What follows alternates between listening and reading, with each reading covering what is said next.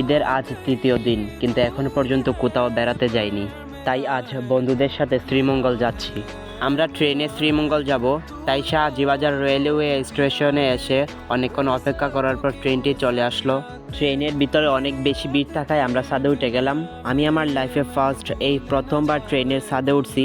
শ্রীমঙ্গল ঘুরতে গিয়ে যতটা ভালো লেগেছে এর চাইতে বেশি ভালো লেগেছে ট্রেনের ছাদে উঠতে পেরে। কারণ ট্রেনের ছাদ থেকে চারপাশের প্রাকৃতিক সৌন্দর্য এত ভালো লেগেছে, মাশাআল্লাহ, বলে বোঝানো যাবে না। তো আমরা স্টেশনে পৌঁছে একটা চাঁদের গাড়ি নিয়ে ঘুরতে বেরিয়ে গেলাম। কয়েকদিন আগে কৃষ্ণচূড়া ফুলগুলো থাকতে রাস্তাটা আরও অনেক বেশি সুন্দর ছিল।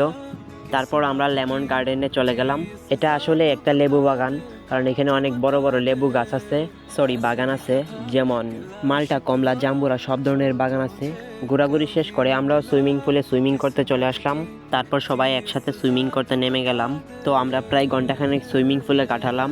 এরই মধ্যে সালাউদ্দিন তার হাতের ঘড়িটা হারাই ফেলছে। তো সুইমিং পুলে গোসল করা শেষ করে আমরা সোজা বাড়ি চলে আসি। আজকের ব্লগটি এই পর্যন্তই। পুরো ব্লগ জুড়ে সাথে থাকার জন্য আপনাদের অসংখ্য ধন্যবাদ।